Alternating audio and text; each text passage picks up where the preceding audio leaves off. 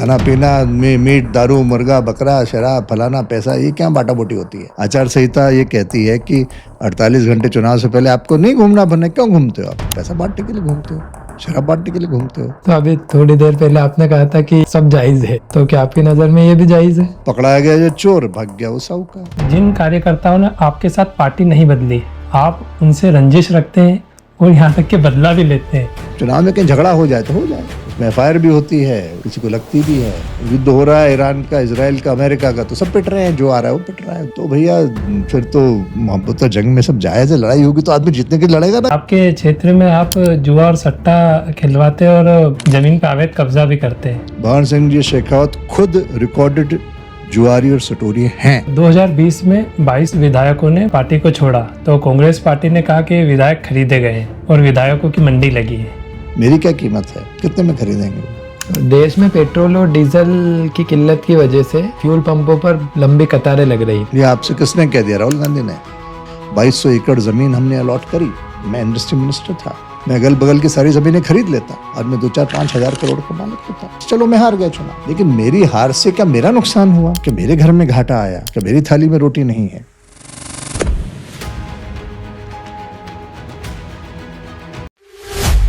हमारे आज के स्पॉन्सर हैं प्रगति ट्रेडर्स एंड हार्डवेयर।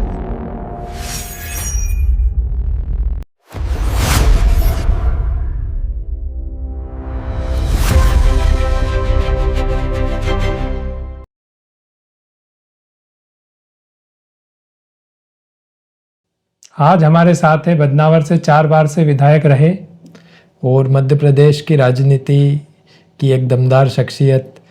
स्वागत करते हैं श्री राजवर्धन सिंह दत्तीगांव जी का। स्वागत है आपका। धन्यवाद। जब 2020 में 22 विधायकों ने पार्टी को छोड़ा तो कांग्रेस पार्टी ने कहा कि विधायक खरीदे गए हैं और विधायकों की मंडी लगी है, तो इसमें क्या सच्चाई है? कांग्रेस थी नीलामी में क्या?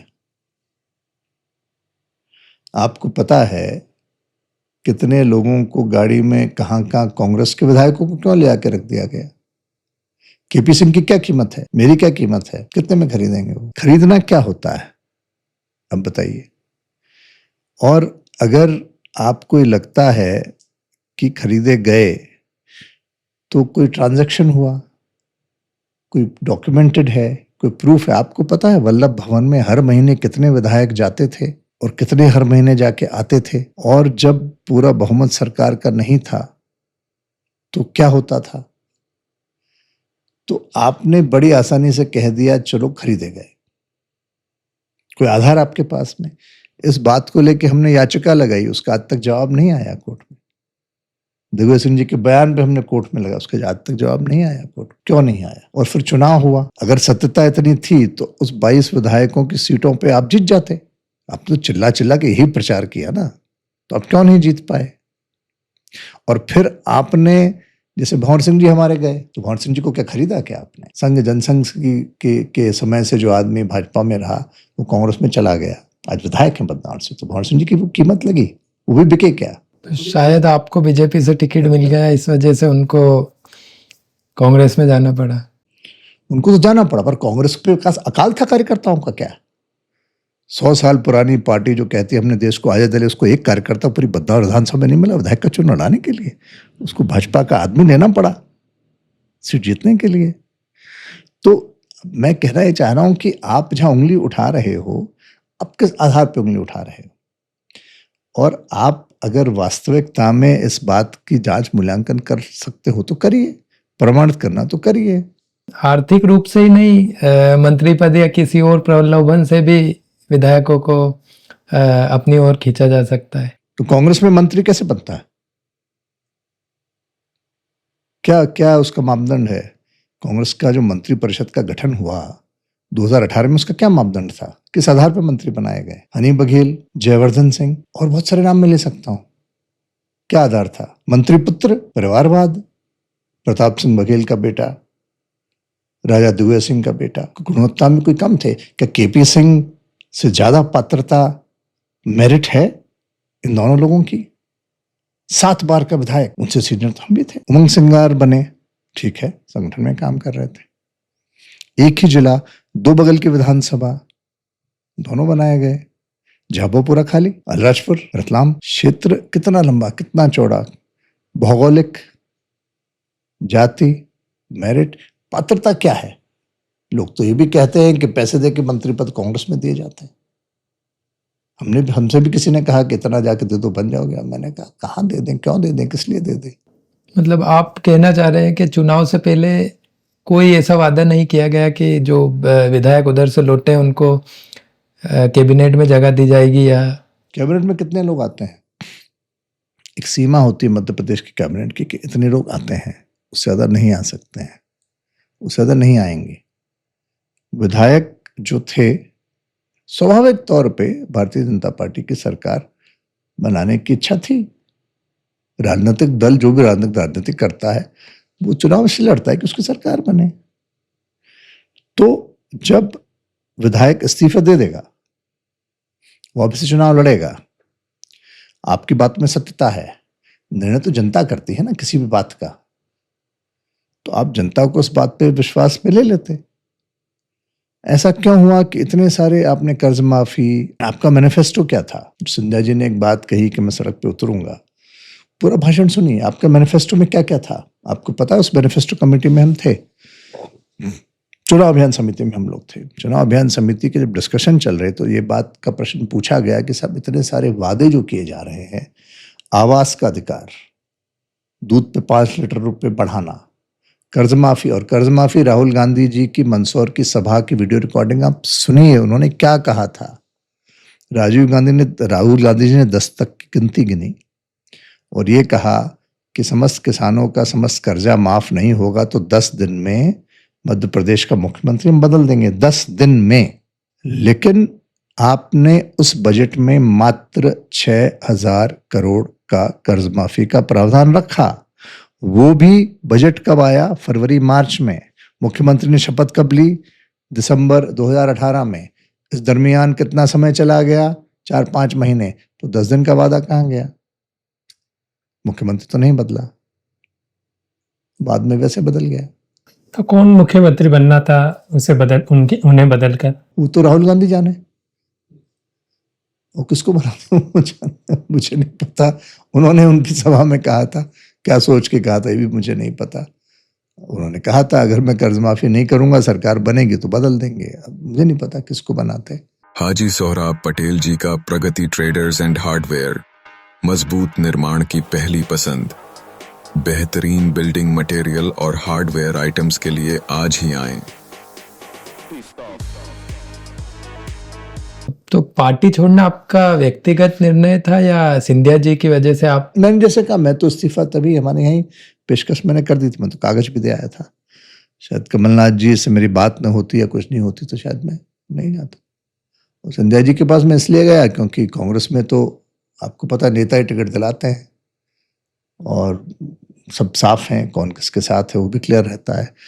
फलाना दिग्विजय सिंह जी के साथ है, फलाने कमलनाथ जी के साथ है, फलाने पचौरी जी के साथ है, फलाने सिंधिया जी के साथ हैं, कुछ अरुण यादव जी के साथ हैं। ऐसा हुआ करता था। आज क्या होता है मुझे नहीं पता। आज तो हमारे मित्र उमंग सिंगार जी और जीतू पटवारी जी मुखिया हैं, एक संगठन के और एक विधायक दल के। आपको ऐसा लगा कि अगर मैं सिंधिया जी के विपरीत जाऊंगा तो भविष्य में राजनीति में मुश्किल आ सकती है? नहीं, मैं सिंधिया जी के किसी के विपरीत गया नहीं, मैं किसी के विपरीत नहीं हूँ। मैं अपनी बात कहता हूँ, मेरा अपना मतांतर किसी से हो सकता है, मैं किसी के विपरीत होकर क्या कर लूंगा। मेरी अपनी दिशा है, मेरी अपनी दशा है, मैं अपने जो मुझे सही लगता है वो करता हूँ। सिंधिया जी तो उस वक्त कहीं पिक्चर में भी नहीं थे जब 28 दिसंबर को हमारी कार्यकर्ताओं की बैठक हुई। मैंने जो कहा कह दिया, वायरल होना हो गया, वो आज भी आपको मिल जाएगा। एक एक शब्द उसमें जो मैंने कहा, मैंने अपने मन से कहा, क्योंकि मुझे किसी ने कहा नहीं कि मैं ये कहूँ। और अगर सिंधिया जी ना भी छोड़ते पार्टी तो भी हम तो नहीं लड़ते वापस कांग्रेस से। मैं तो मेरा मन बना लिया था। पर आपका जो 5 साल का टेन्योर है वो जरूर पूरा करते हैं? नहीं, शायद नहीं करता, क्योंकि मन हट जाता है, फिर आदमी हमारे कि क्या करेगा। विधायक तो मैं रह ही लिया था, 25 साल की उम्र में पहला चुनाव लड़ा, 30 साल की उम्र में विधायक बन गया था। तो ऐसा कुछ नहीं था कि मैं, हाँ ये जरूर था कि मैं क्षेत्र के लिए बहुत कुछ करना चाहता था, मेरी इच्छा थी। और मेरे ख्याल से जब मौका मुझे भारतीय जनता पार्टी के नेतृत्व ने दिया तो मैंने किया भी। इतिहास इस बात का निर्णय लेगा कि मैं सही था या गलत था, मैंने अच्छा किया या बुरा किया। आने वाली पीढ़ियां इस बात की गवाह रहेंगी कि राजवर्धन सिंह दत्तीगांव ने बदनावर के लिए क्या किया या नहीं किया। हाँ, मैंने बड़ी कीमत चुकाई उसके लिए। मुझे पता था पीएम मित्रा पार्क लाने की वजह से आंदोलन हो रहा है नाराजी थी, जमीनों पे कब्जे थे, जमीनों के कब्जे छुड़ाए गए, 2200 एकड़ जमीन हमने अलॉट करी, मैं इंडस्ट्री मिनिस्टर था। लेकिन ऐसा नहीं कि मेरा उसमें कुछ लालच था, मैं चाहता तो उस फाइल पे मैंने साइन करे, मैं अगल बगल की सारी जमीनें खरीद लेता, आज मैं 2-4-5 हजार करोड़ का मालिक होता। मैंने तो एक जमीन नहीं खरीदी, वो भैंसोला मेरा ही गांव है, वहां का मतदाता हूं मैं। लेकिन मेरा कोई वो, आप पैसे की बात कर रहे हैं, यहाँ आपको पता है 2 लाख की जमीन 2 करोड़ की है भैंसोला में जाके मतदाता हूं, मैं सारी जमीन खरीद लेता। इतना पैसा मुझे कोई पार्टी कभी नहीं दे पाती, ये बाजार से आता मेरे पास, मेरी टीम मेरे लोगों को खरीदवा देता। अक्सर नेता यही करते हैं, कर रहे हैं, मैंने नहीं किया। मुझे पता था, किसी को नहीं पता था पार्क क्या भैंसोला में खुलने वाला है। पीयूष गोयल जी जानते थे, शिवराज सिंह चौहान जानते थे, मैं जानता था। हमने पारित किया नक्शा, और इसलिए किया कि मेरी कुछ लोगों से बात, चेतन जी के भी फोन आए, क्योंकि हमने एक रतलाम में इंडस्ट्रियल एरिया सैंक्शन किया था, 1700 एकड़ का था। वहां जैश का मूवमेंट चालू हो गया था, विरोध चालू हो गया था, क्योंकि कुछ एक सोच लेके, उनका जो भी उद्देश्य है अलगाव का या समाज में टकराव का, वो हमारा उद्देश्य नहीं है। मेरा सोच सिर्फ ये था कि आज अगर छोटे सीमांत किसान हमारे आदिवासी परिवारों में जो सालों मेरे साथ रहें, आज भी हैं, मैं उनके प्रति कोई दुराभाव नहीं रखता। कब्जे की जमीन थी उसके पास में, 2 बीघा, 3 बीघा, 4 बीघा, 1 फीट के नीचे पत्थर, उसमें साल का 20,000 से ज्यादा वो कमाता नहीं, और उसके नाम भी नहीं, पट्टा मिलना नहीं रहा, उसके पट्टे मिलना बंद हो गए। अगली पीढ़ी के पास क्या होगी? 2-4 बच्चे होंगे, 1 बीघा, आधी बीघा, उसके बाद क्या करते हो? कटोरा लेके घूमते। आज की तारीख में यहां से अनुमानित रोजगार 10 लाख का होगा, प्रत्यक्ष अप्रत्यक्ष। ये बच्चे जो शायद इस गांव से बाहर नहीं गए, शायद मालवी के अलावा हिंदी भी ठीक से नहीं बोलते, पूरी दुनिया के लोग यहाँ पे इन्वेस्टमेंट करने आएंगे। जर्मन्स भी आएंगे, फ्रेंच भी आएंगे, यूरोपियन कंट्रीज के आएंगे, ब्रिटिश भी आएंगे, जापानीज भी आएंगे। यही बच्चे जो आज ठीक से हिंदी नहीं बोलते, वो सब विदेशी भाषा बोलेंगे, उन फैक्ट्री में काम करेंगे। यहाँ एक पूरा परिवार साल का 20,000 कमाता था, वहां एक बच्चा 15 से 20,000 कमाएगा। उनको बीमा होगा, उनके स्वास्थ्य की सब सेवाएं उनको मिलेगी। तो इन लोगों ने जिस भी कारण से विरोध किया, क्योंकि इनके मन में असुरक्षा का भाव था। इनको बताया, भड़काया गया कि भैया आगे तो तुम्हारी सारी जमीन ले लेंगे, तुम भूखे मरोगे, तुम्हें कुछ नहीं मिलेगा, कुछ नहीं बचेगा। ये नहीं समझ पाए। मुझे पता था ये विरोध हो रहा है, लेकिन मैंने तो दुनिया देखी थी, मुझे तो पता था किस दिशा में दुनिया जाने वाली है, देश जाने वाला है। तो अगर मैं ये पार्क इनको नहीं देता, तो ये मेरे से सबसे बड़ा पाप मेरे क्षेत्र के प्रति होता।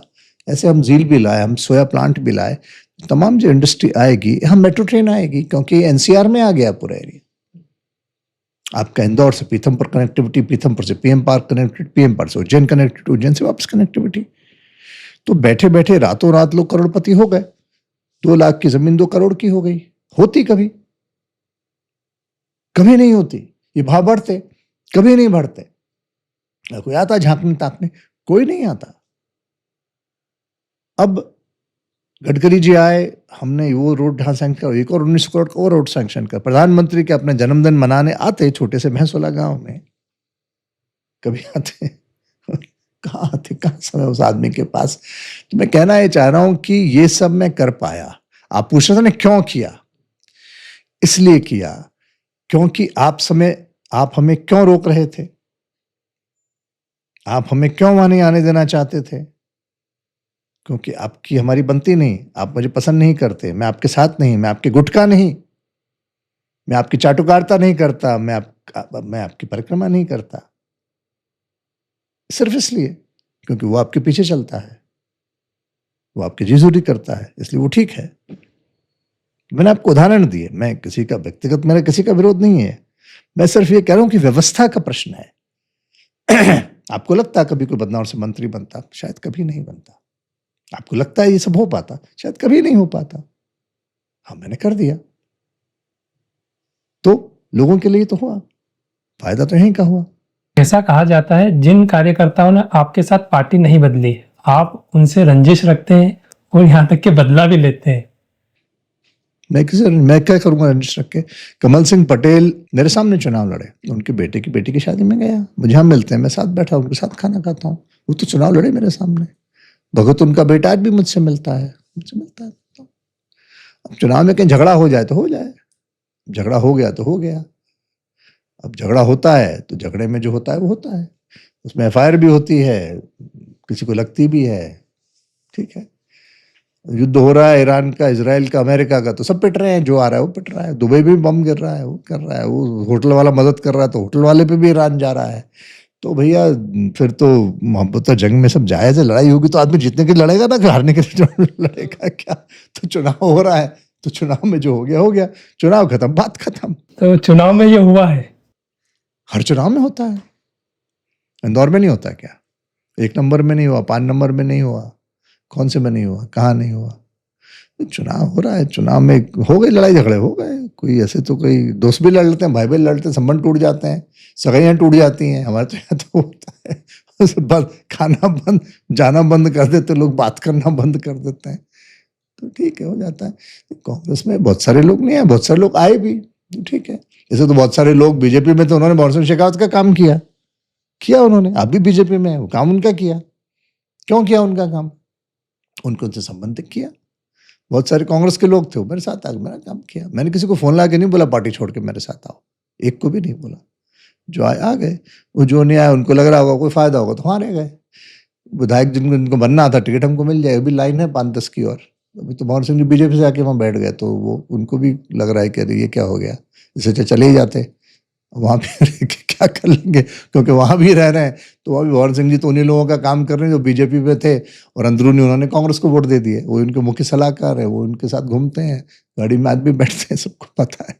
तो अब वो क्या है, ठीक है। मतलब फिर से आपकी चेतावनी है कि अगले चुनाव में फिर से ऐसा हो। मोहन सिंह जी बीजेपी में आ जाए, स्वागत है। मोहन सिंह जी आज बीजेपी में आ जाए, मैं स्वागत करूंगा उनका। और जो कार्यकर्ता है उनके साथ जो चुनाव में मतभेद होती है वो फिर से हो सकती है। मतभेद है, मनभेद थोड़ी है, मतभेद ही तो है। झगड़ा तो मत का ही तो है, का झगड़ा है।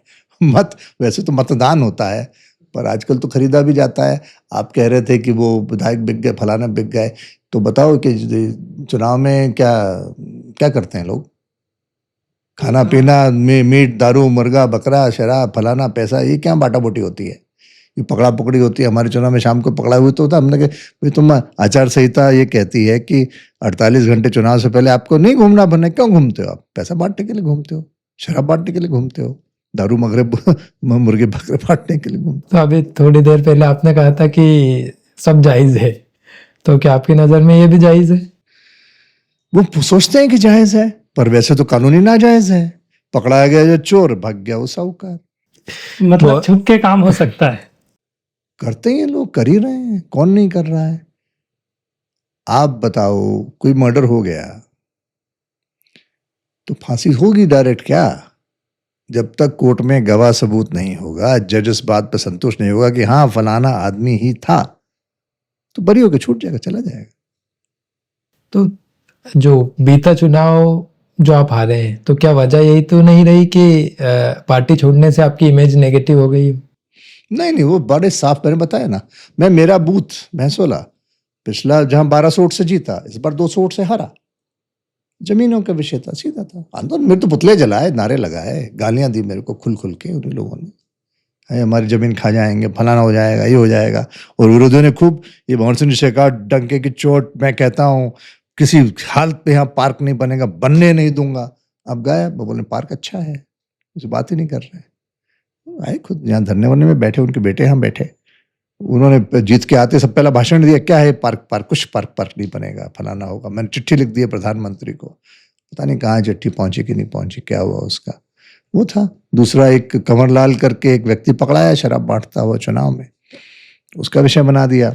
जो लोग जिनके नेता महत्वाकांक्षाएं रखते थे विधायक बनने की यहाँ पे, वो नहीं बन पाए। मैं नहीं हारता तो आगे उनका नंबर ही नहीं लगता। उनके सब चेलों ने उसमें भागीदारी करी। फोटो दिख जाएंगे आपको, आंदोलन में है, उसमें से बहुत सारे बीजेपी के लोग थे। उन्होंने एक जातिवाद का वातावरण बनाया कि वो पाटीदार समाज के विरोधी हैं, ऐसा है। उन्होंने पाटीदार को पकड़ लिया, राजपूत को छोड़ दिया, आदिवासी को छोड़ दिया। ऐसा कुछ नहीं हुआ था। वो शराब वराब बांटते पकड़ाए, उन पे केस हो गया, बाकी जो लोग भाग गए। वो एक जो भागा उसे तो मेरे खिलाफ बयान दिया अगले दिन आके, वो राजपूत समाज का था। तो ऐसा नहीं होता, ये लोगों का दृष्टिकोण है। और मैं उनसे आग्रह, अपील, विनम्र निवेदन करता हूं कि दुनिया कहाँ जा रही है देखो और समझो। ये कूप मंडूप बन के रह जाओगे। एक जाति समाज प्रगति न देश को, न समाज को, न परिवार को दिलाता है। कभी ऐसा नहीं हुआ कि एक समान ने एक तरफा कहीं वोट दिए। और अगर पहले भी आप आदिकाल में जाएं इतिहास में, तो महाराणा प्रताप अकेले नहीं जंग जीत गए थे। उनके साथ तमाम उनके सेनापति मुस्लिम थे, असंख्य उनके पास आदिवासियों की सेना थी। समग्र रूप से भामाशाह उनके साथ पैसा देने, न्यौछावर करने को तैयार है। तो पूरे समाज को जब तक आप जोड़ के एक साथ नहीं रखोगे, तो ऐसा कोई नहीं, एक जाति समाज से कहीं उद्धार देश का नहीं हो सकता है। और हमारे देश को आज़ाद कराने वाले सुखदेव, भगत सिंह, तमाम दूसरे जिन्होंने शहादत, आज़ाद जिनको शहादत मिली, उन्होंने कभी ये नहीं सोचा था कि आगे जाके, क्या सरदार पटेल ने कभी ये कहा था, कभी सोचा था कि हमारे नाम पे जातिवाद हो, या कभी महाराणा प्रताप ने कहा था कि हमारे नाम पे जातिवाद हो, या बख्तियार सिंह ने कहा था हमारे नाम पे जातिवाद हो, या भगत सिंह ने कहा हमारे नाम पे? नहीं कहा। ये सोच के उन्होंने बलिदान भी नहीं दिए, सोच के उन्होंने देश को आज़ाद भी नहीं कराया। मौलाना आज़ाद ने कभी कहा कि ऐसा हो? नहीं कहा। ये तो हम अपने स्वार्थ से ये चीज़ें करते हैं। हम पकड़ के बैठ गए महापुरुषों को, हमने उनकी कॉपीराइट रजिस्ट्री करा दी, हमने उनकी मलकियत समझ ली। ऐसा कुछ नहीं था। देश आगे कब बढ़ेगा? जब सब एक साथ रह के उस देश में योगदान देंगे, संभाव होगा, सद्भाव होगा, तो देश आगे बढ़ेगा। कश्मीर से कन्याकुमारी तक, सिक्किम से लेके गुजरात तक बहुत सारी भाषाएं हैं, बहुत सारे अलग अलग रीति रिवाज, संस्कार, कल्चर्स हैं। आप एक, तो वो दूसरा कारण रहा। और ये मैं नहीं कह रहा हूँ, ये तो मतदान केंद्र कह रहे हैं। मतदान केंद्र गाजनोद, मैं लड़ा कांग्रेस से कई चुनाव। मुझे वहाँ लोग कहते थे कि साहब 250 वोट फिक्स है, आप आओ नहीं आओ उतने ही मिलेंगे कांग्रेस पार्टी को। अब गाजनोद कांग्रेस जीत गई। कैसे जीत गई? पूर्व विधायक का गाँव है, हमारे जनपद के उपाध्यक्ष वहाँ पे है। वो सारे गाँव जहाँ आज़ादी के बाद भाजपा आज तक हारी नहीं, वहाँ हारे। क्यों हारे? वो तो भाजपा के गाँव थे, कोई कारण नहीं था हारने का। उसमें अंदरून जाओ तो सब मिलेगा। मैं किसी पे आरोप नहीं लगा रहा हूँ, मैं सिर्फ ये कह रहा हूँ कि दौर बदल गया, युग बदल गया, दुनिया जा रही है चांद पे। हम कहाँ जा रहे हैं? हम पीछे जा रहे हैं। पीछे नहीं, आपको आगे जाना है। आप सबको साथ लेके चलोगे तभी आगे जाओ। ये इस प्रकार की संकीर्ण मानसिकता आपको कहीं नहीं जाएगी। अच्छा चलो मैं हार गया चुनाव, ठीक है, लेकिन मेरी हार से क्या मेरा नुकसान हुआ? क्या मेरी गति रुकी? क्या मेरा स्वास्थ्य खराब हुआ? क्या मेरे घर में घाटा आया? क्या मेरी थाली में रोटी नहीं है? नहीं। आज क्षेत्र का विकास रुक गया, गति थम गई। अब आप काम कराने जाओ, जहाँ कलेक्टर बाहर खड़ा रहता है क्योंकि आपके पास कैबिनेट थी, तहसीलदार खड़ा रहता, अधिकारी खड़े रहते, तत्काल काम करते। उस काम को कराने में आपको कितना समय लगेगा? एक रोड सैंक्शन कराना है, आपको पसीना आ जाएगा। देखो कितनी मंजूरियां हुई पिछले 2 साल में, देखो कितना विकास हुआ अभी 2 साल में, देखो कहाँ कहाँ पैसा आया, क्या क्या हुआ। खेल खेल में निकले 3 साल, बाकी जैसा निकले वैसे निकल जाए। तो ये नुकसान क्षेत्र का होता है, क्योंकि स्वाभाविक तौर पे उतना विकास आप नहीं करा पाते। ऐसा भी कहा गया है कि आपके क्षेत्र में आप जुआ और सट्टा खिलवाते और जमीन पर अवैध कब्जा भी करते हैं। एक बता दो, एक राजनीतिक संन्यास ले लूंगा, और जो कह रहा है उसको मेरे सामने बिठा दो, मेरे सामने बैठ के बोल दे मेरे मुंह पे। भंवर सिंह जी शेखावत जी का बयान है। भंवर सिंह जी शेखावत खुद रिकॉर्डेड जुआरी और सटोरी हैं, खुद रिकॉर्डेड। होटल मशाल FIR लिखाई गई। ज्यादा जानकारी जीतू सोनी जी से पूछ लीजिए, उसमें लिखा है भंवर सिंह पिता धूल सिंह शेखावत रंगे हाथ जुआ खेलते पकड़ाए, 50,000 रुपया जब्त हुआ।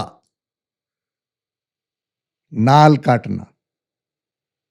उनका इलेक्शन का शपथ पत्र उठा के देखिए, उनका ये मुख्य व्यवसाय हुआ करता था, उनसे उनकी आमदनी होती थी। इलेक्शन एफिडेविट 2013 का, ध्रुत अधिनियम फलाना फलाना फलाना में FIR दर्ज। 2018 के चुनाव में वो क्यों नहीं था? पैर पकड़ के गिड़गिड़ा के रोए शिवराज सिंह जी के सामने, भंवर सिंह जी साहब बर्बाद हो जाऊंगा, मर जाऊंगा, बेइज्जती हो जाएगी, जेल चला जाऊंगा, ये जुए का केस वापस ले लो। मध्य प्रदेश सरकार ने, शिवराज सिंह ने उन पे दया करके केस वापस लिया, उसका कागज है मेरे पास में। और उसमें क्या लिखा गया, ये अफसोस है, दुख की बात है, जनहित में वापस लिया जाता है। और अगर कोई दर्शक सुन रहे हो, जागरूक नागरिक हो, इस बात पे मेरी सख्त आपत्ति है। इसलिए नहीं कि भंवर सिंह जी का केस लिया गया। क्या कोई भी सरकार जुए सट्टे का केस वापस लेना जनहित का मान सकती है? किसी भी पार्टी की हो,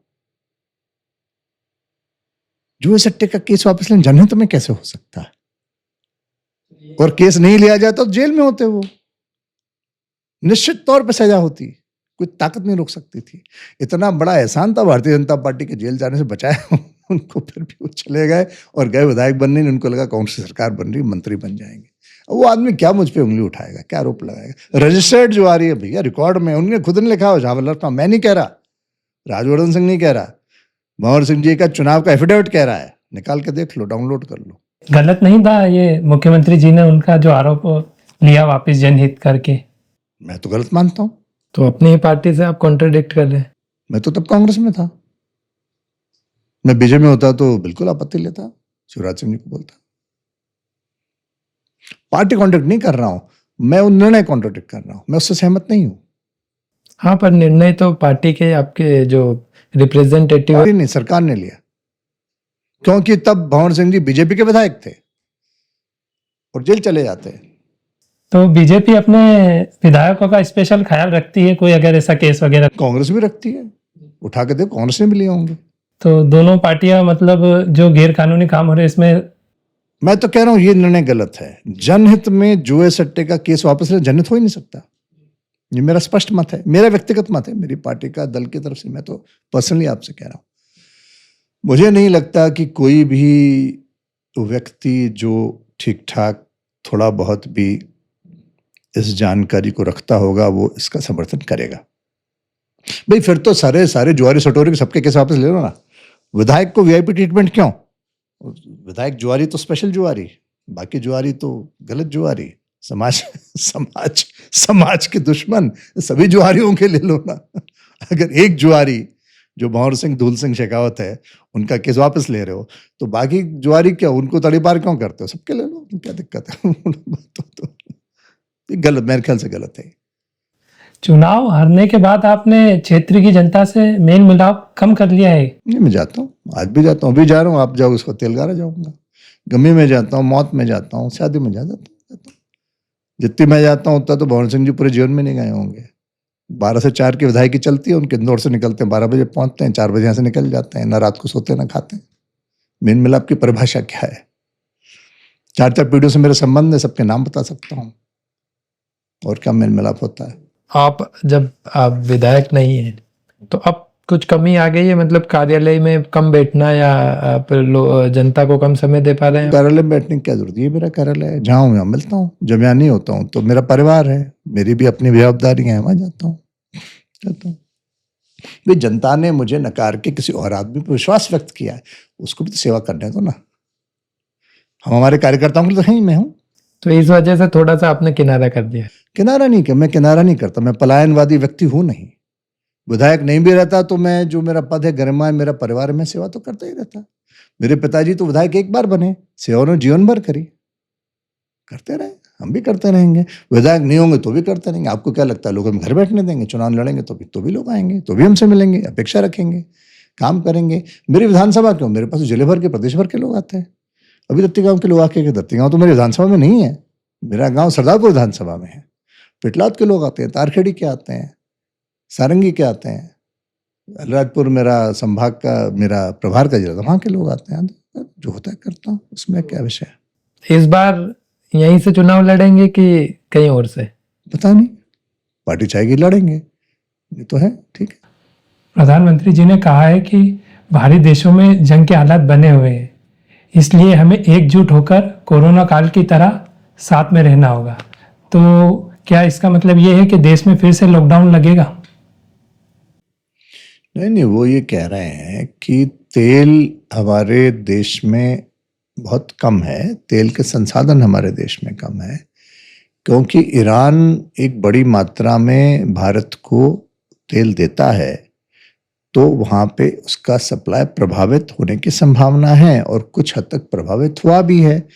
ये तो सरकार ने उसका लोड अपने पे लिया है, जो टैक्स था वो कम करा है और वो जो गैप था वो भाव नहीं बढ़ने दिए हैं ताकि ऑयल कंपनियां बंद न हो जाएं। ऑयल कंपनी को चलने के लिए भी तो संसाधन चाहिए, तो वहां सरकार ने ऑयल कंपनी की मदद करी ताकि ऑयल कंपनी बाजार में आम जनता को सप्लाई कर पाए। प्रधानमंत्री जी ने कहा है कि अब पता नहीं युद्ध कब तक चले, अगर युद्ध लंबा चला तो कुछ कुछ भार फिर जनता पर भी आएगा, क्योंकि एक सीमा तक हम उसको, सरकार का जो भी स्टॉक है, बफर है, रिजर्व है, वो सस्टेन करेगा। जब वो नहीं करेगा तो फिर क्या होगा? तो स्वाभाविक तौर पे या तो गाड़ी चलाना कम करो, है ना, या इस्तेमाल कम करो।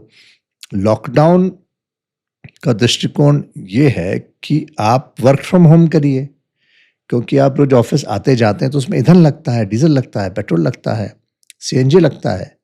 तो आप घर से काम करेंगे तो कम लगेगा, तो आपका ऑयल गैस रिजर्व ज्यादा चलेगा। हो सकता है तब तक युद्ध खत्म हो जाए। ये उनका दृष्टिकोण ये है, कोई ऐसा आपातकाल घोषित हो वैसा नहीं। तो इसकी तुलना कोरोना से की जा रही है। महामारी थी, सांस लेता तो आदमी को पता नहीं था जिएगा कि मरेगा। तो इस बार भी घर में कैद रहना पड़ेगा। पता नहीं, अब ये तो ट्रम्प और ईरान बता पाए, इजराइल बता पाए कब तक लड़ाई लड़ेंगे, कब बंद कर देंगे। बंद कर दें तो खत्म, चले तो चले। देश में पेट्रोल और डीजल की किल्लत की वजह से फ्यूल पंपों पर लंबी कतारें लग रही थी। हो सकता है आपके इंदौर में हुआ, क्योंकि लोग पैनिक कर गए हों, उनको लगा पता नहीं मिलेगा कि नहीं मिलेगा, भर लो बहुत सारा, टैंक भर लो, रिजर्व कर लो। ये मानसिकता होती है बहुत से लोगों की, पता नहीं क्या हो जाएगा तो हम तो भर के रख लो इतना सारा। कुछ मिल रहा है, आराम से मिल रहा है। मतलब अफवाह थी, कोई वो नहीं है। तो इसलिए लोग भागे, भगदड़ में जी, वो पता नहीं क्या होगा, पर ऐसा कुछ है नहीं, मिल रहा है। आज तो कुछ नहीं है, यहाँ सब खाली पड़ा है। यहाँ आप बाहर निकलना है, पंप सामने ही है, इधर बाएं तरफ मिलेगा आपको, खाली पड़ा होगा। 2-4 मोटरसाइकिल लोग या भर ले जाओ टंकी पूरी वाली, कोई दिक्कत नहीं है। तो जब ये रिजर्व खत्म होगा तब वापस ऐसी स्थिति बन सकती है।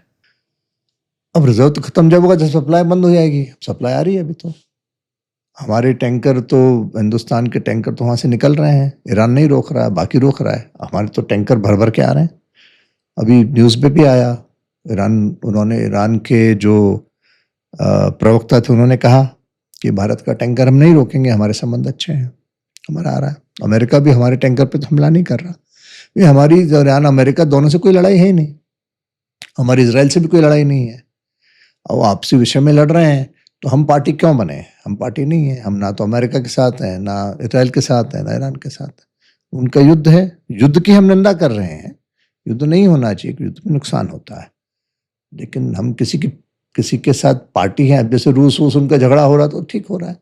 हमारा तो शुद्धता आर्थिक दृष्टिकोण था कि रूस ने पहली बार, या किसी भी देश ने पहली बार पेट्रो डॉलर में ट्रेड नहीं किया ऑयल का। पेट्रो डॉलर का डोमिनेशन है ऑयल ट्रेड में, पेट्रो डॉलर से ही सारी डीलिंग पेट्रोल, डीजल या क्रूड ऑयल की डॉलर्स में ही होती थी। तो हमारे देश ने रुपी रूबल में ट्रेड किया रशिया के साथ, उस पर हमारी करेंसी भी बची, हमें लाभ भी था। तो हमारा देश या हमारा प्रधानमंत्री सिर्फ ये सोच रहा था कि मेरे देश की बेहतरी किस बात में है। तो अब ऑयल लेना बंद क्यों किया? बंद नहीं किया, अभी भी ले रहे हैं। अभी तो वो जो ट्रम्प जो डिसाइड कर रहे हैं, अमेरिकी राष्ट्रपति जो डिसाइड कर रहे हैं, उस हिसाब से हम क्यों फ्यूल ले रहे हैं? ये आपसे किसने कह दिया? राहुल गांधी ने, या सुब्रमण्यम स्वामी ने, या किसने कह दिया आपसे? ये कहा किसने आपसे और आपने माना कैसे? रिकॉर्ड उठा के देख लो, तेल कहाँ से आ रहा है। आज भी रशिया से तेल आ रहा है, और रशिया से न सिर्फ हम ले रहे हैं, बहुत सारे देश ले रहे हैं तेल। ईरान से भी हम तेल ले रहे हैं, और चाइना भी ले रहा है। इससे पहले जब रशिया से ऑयल लेना बंद किया था, मैं उस बारे में बात कर रहा हूँ। रशिया से आज भी हम तेल ले रहे हैं। आज ले रहे हैं, वो बीच में जो बंद किया हमने कभी बंद नहीं किया, हम तेल ले, शुरू से लेते हैं, आज भी ले रहे हैं। हमें जहां जिस देश से जिस नीति से फायदा होगा हम करेंगे। अमेरिका कोई आधिपत्य थोड़ी रखता है हिंदुस्तान पे, तो कर रहे हैं, करेंगे। अमेरिका बोलेगा रूस से समझौता बंद करो, तो बंद थोड़ी कर देंगे। अमेरिका बोलेगा कि आप फलानी जगह से मत करो, तो थोड़ी कर देंगे। अमेरिका बोलेगा ईरान से बंद कर दो, थोड़ी कर। हम तो ईरान से तेल ले रहे हैं ना। अमेरिका रोक रहा है क्या हमें? रोक सकता है क्या हमें? अमेरिका तो लड़ रहा है ना ईरान से, तो हम तो ईरान से तेल आज भी ले रहे हैं, हमारे टैंकर आज भी आ रहे हैं। तो अमेरिका तो हमें कहा ईरान से भी तेल मत लो, तो मन थोड़ी कर देंगे। भाई अमेरिका किसी से भी झगड़ा करे, ये अमेरिका का विषय है, हमारे देश का विषय थोड़ी है। और अमेरिका इतना अगर हमारे पे आधिपत्य रखता तो बाकी देशों से हमारा ट्रेड ही बंद हो जाता। अगर भविष्य में सिंधिया जी कांग्रेस ज्वाइन करते हैं तो क्या आप भी उनके साथ कांग्रेस ज्वाइन कर लेंगे? सिंधिया जी कांग्रेस ज्वाइन नहीं करेंगे। और इन फ्यूचर अगर करते हैं? सिंधिया जी कांग्रेस ज्वाइन नहीं करेंगे। और आप? मैं क्यों जाऊंगा कांग्रेस? आप भी ज्वाइन नहीं करेंगे? मुझे आवश्यकता क्या है जाने की? मेरी उम्र 54 साल की है। बहुत सेवा करी कांग्रेस की मैंने, बहुत करी। हमारे परिवार ने देश की आज़ादी में भाग लिया, हमारा परिवार बलिदान हुआ। 1857 की क्रांति में हमारा परिवार था। मुझे सर्टिफिकेट थोड़ी चाहिए कांग्रेस और बीजेपी से कि मेरा परिवार क्या है। मुझे किसी पार्टी से सर्टिफिकेट नहीं चाहिए। मैं स्वच्छंद हूँ, स्वतंत्र विचार का हूँ, अपनी विचारधारा अपने मन मर्जी से निर्णय लेता हूँ। लिया मैंने, मैं यहाँ पे हूँ और मैं करूँगा क्या कांग्रेस ज्वाइन करके? जिस पार्टी के नेता की दशा पूरी देश देख के हंस रहा है, जिसकी कोई दिशा नहीं है, जिसको पता नहीं उसको बोलना क्या है, जो संसद की गरिमा को समझते नहीं है, आप किस हल्केपन से उस देश के लोकतंत्र के मंदिर को ले रहे हैं? आपकी सीरियसनेस क्या है? आपका कमिटमेंट क्या है? आप देखिए ना उसको। आप बताइए, जो कांग्रेस, गांधी जी की कांग्रेस है क्या? कांग्रेस के मेंबर हो आप? भरी आपने मेंबरशिप? मैंने भरी कांग्रेस की मेंबरशिप कई बार। फॉर्म उल्टा करो, उस पीछे देखो क्या लिखा है उसमें। शराब का नशा नहीं, पहला बिंदु है। अब मेंबर नहीं बन सकते, बहुत सारी बातें हैं, तमाम चीज। कहाँ है वो आइडियोलॉजी? कहाँ पे है? गांधी जी कह गए ग्राम राज राम राज, परिभाषा कहाँ पे है? बहुत सारी बातें हैं। सरदार पटेल ने बहुत सारी बातें कही, सुरनाडू ने बहुत सारी बातें कही, उन पे कहाँ कोई अमल करता है?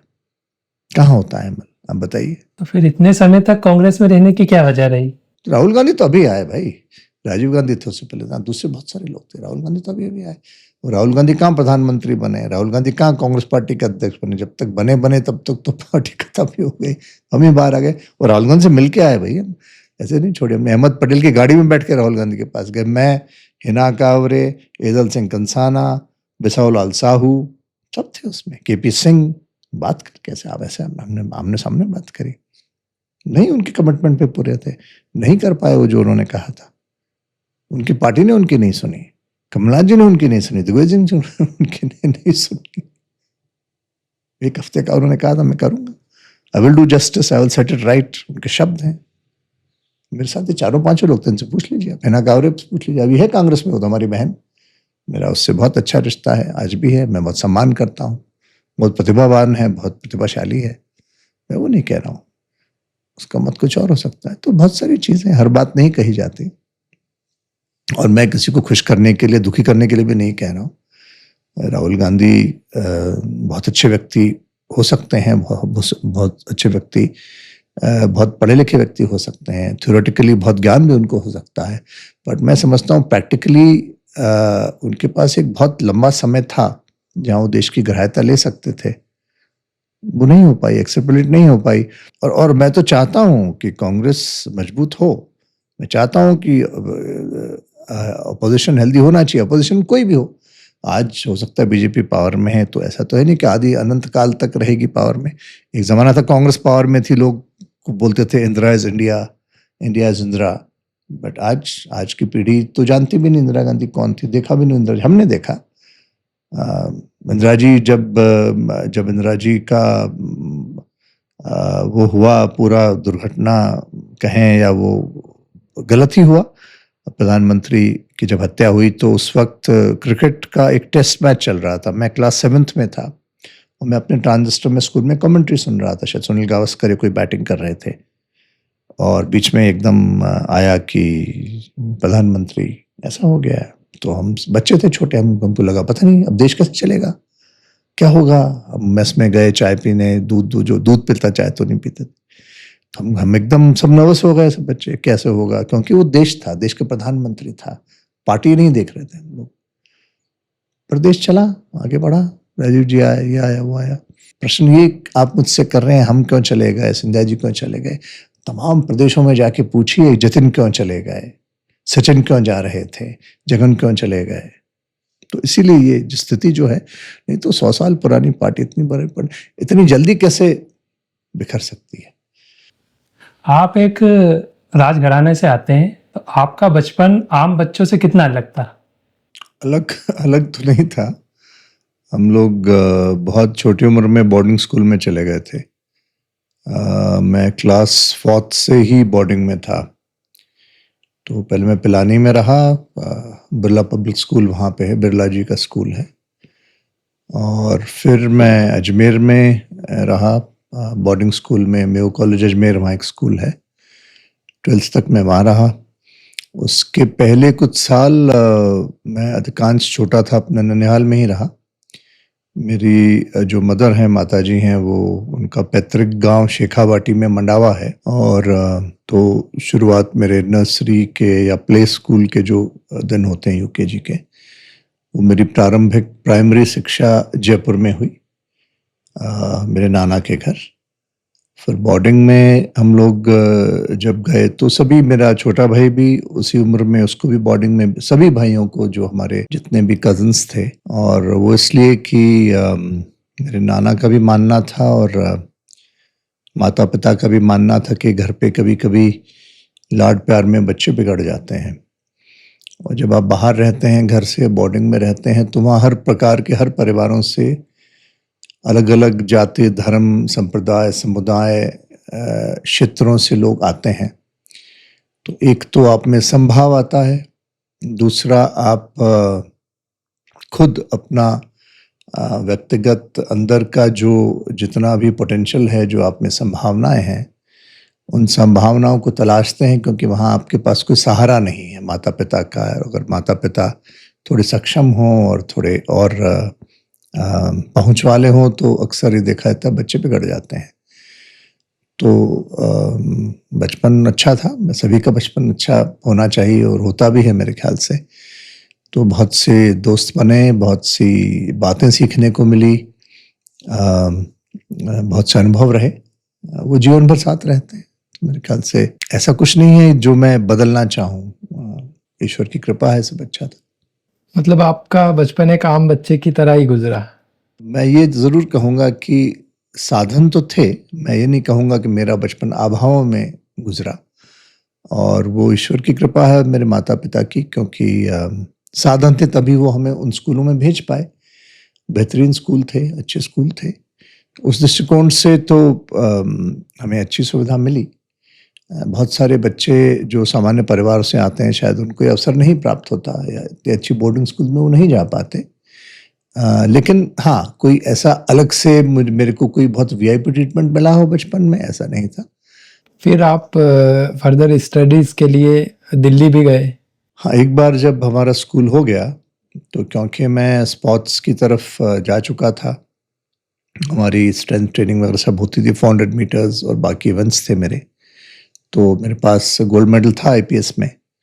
दिल्ली यूनिवर्सिटी में मेरे को एडमिशन मिला। सेंट स्टीफेंस कॉलेज एक अच्छा कॉलेज है, और मैं सौभाग्यशाली हूँ कि वहाँ मुझे एडमिशन मिला। वहाँ और बहुत से लोगों से मिलने का अवसर मुझे प्राप्त हुआ। कुछ बहुत अच्छी गतिविधियाँ हमारी होती थी। एक जो मुझे विशेष तौर पे याद है, हमारा एक आईडीजी होता था, जिसको हम कहते थे इनफॉर्मल डिस्कशन ग्रुप।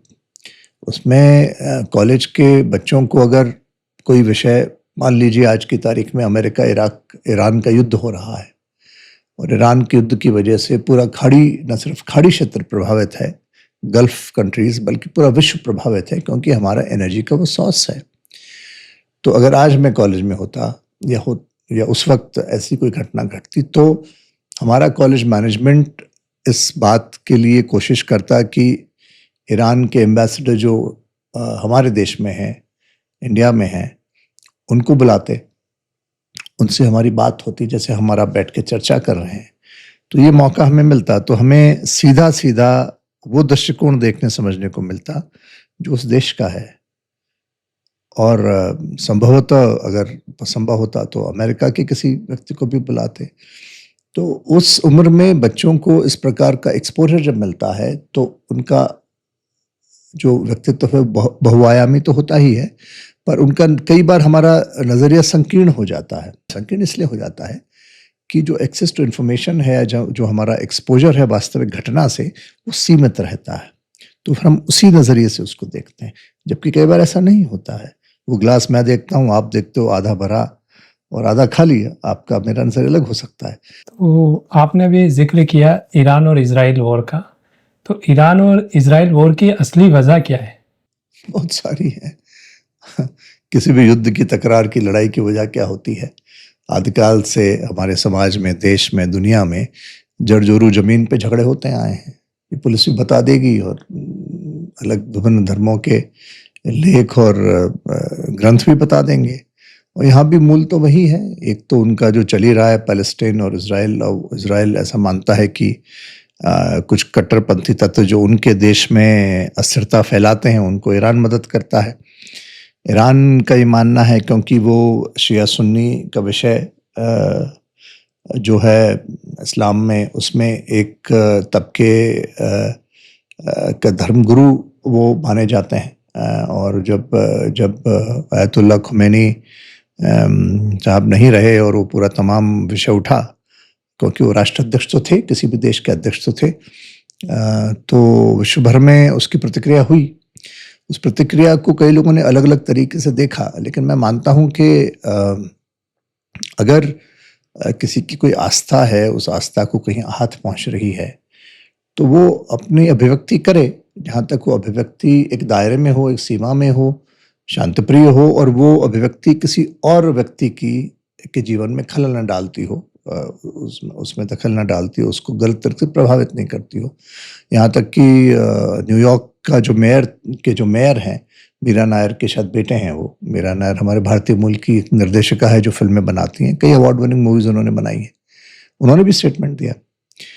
ट्रंप जो हैं वो अमेरिका के राष्ट्रपति, जितना हमने उनको जाना समझा है, वो भी एक अलग विचार रखते हैं और दूसरी बार के राष्ट्रपति हैं, तो निश्चित तौर पे उनको इलेक्ट किया तभी राष्ट्रपति हैं। लेकिन कभी कभी मैं सोचता हूँ, मेरे भी कुछ मित्र अमेरिका में हैं, कुछ पुराने साथी हैं, कुछ रिश्तेदार भी हैं, तो मैं उनको पूछता हूँ कि इतना ताकतवर, इतना बड़ा देश जिसके पास कहीं किसी बात की कोई कमी नहीं, जो सालों सदियों से ये कहता आया कि हम जनतांत्रिक प्रणाली और डेमोक्रेसी के लिए लड़ते हैं। जब कोल्ड वॉर के दिन थे, जब रूस का विघटन हुआ, यूएसएसआर जो हुआ करता था, पेरेस्ट्रोइका और गोर्बाचोव और सब पूरा एक दौर निकला, हम छोटे ही थे, तो तब उस वक्त वो अपनी कुछ बात अलग कहते रहे। जर्मनी के विषय में वो कहते रहे कि हम डेमोक्रेसी, विश्व में डेमोक्रेसी, जनतंत्र, उसके लिए लड़ते हैं।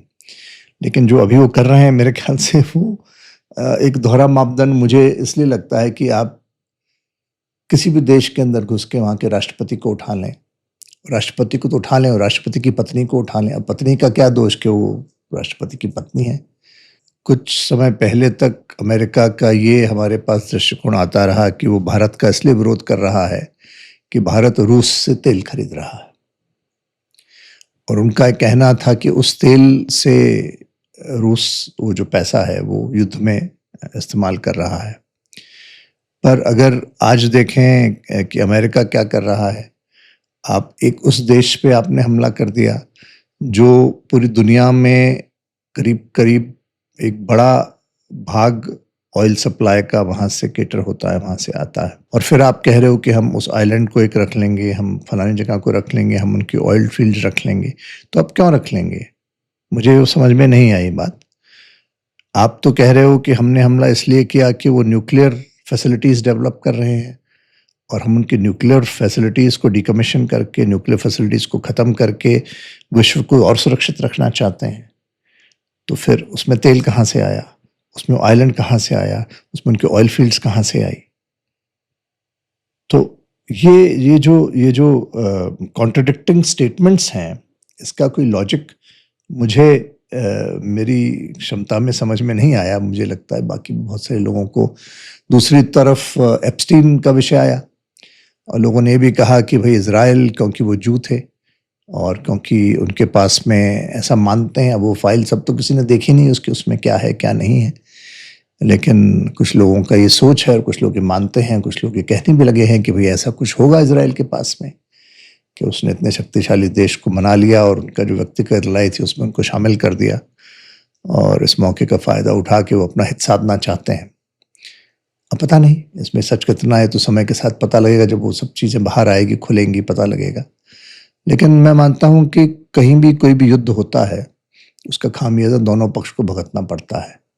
अमेरिका के पास ज़्यादा साधन संसाधन पैसा आज हो सकता है, लेकिन वो साधन संसाधन पैसा उनके देश में जो लोग हैं उनके जीवन स्तर को बेहतर करने में भी लगाया जा सकता है। वो साधन संसाधन पैसा और कोई अच्छे काम में भी लगाया जा सकता है। वो साधन संसाधन पैसा बम, गोला बारूद, मिसाइल, तमाम चीज़ें बनाने में और उनसे दूसरे देश को टारगेट करने में। और मुझे लगता है कि डिप्लोमेटिकली एक समय ऐसा था जब उनके चैनल खुले थे, उनकी वार्तालाप निरंतर दोनों देशों के लोगों की हो रही थी और कुछ लोग ऐसा भी कहते हैं कि शायद कुछ समाधान निकल जाता। खैर, अभी तो युद्ध है। अभी जैसे आपने एप्स्टीन फाइल का जिक्र किया, तो एक तबका ये भी कहता है कि एप्स्टीन फाइल से ध्यान भटकाने के लिए ये युद्ध हो रहा है, इससे डाइवर्ट किया जा रहा है। तो इसमें कितनी सच्चाई है? बहुत महंगी है फिर तो एप्स्टीन फाइल्स मेरे ख्याल से। अगर इतने अरबों रुपए खर्च किए जा रहे हैं, डॉलर खर्च करे जा रहे हैं, इतने साधन संसाधन बर्बाद किए जा रहे हैं और ऐसा तो है नहीं कि तेल कभी ख़त्म नहीं होगा इस धरती पे, इस दुनिया में। उसकी भी एक लिमिट है, लिमिटेड उसके स्टॉक्स हैं, लिमिटेड उसका एक अनुमानित आकलन किया जाए तो है। और इसीलिए वेनेजुएला का जो भी विषय आया वहाँ भी इसीलिए कि उनके पास अनटैप्ड ऑयल रिजर्व्स मैक्सिमम है। अब एप्स्टीन फाइल तो जहाँ तक मैं समझता हूँ कि अगर वो सारी चीज़ इतनी खुल के सब जगह उसका प्रचार प्रसार हो गया है, तो अमेरिका में शायद 2 बार से आगे तीसरी बार एक व्यक्ति राष्ट्रपति नहीं बनता, ऐसा नियम है।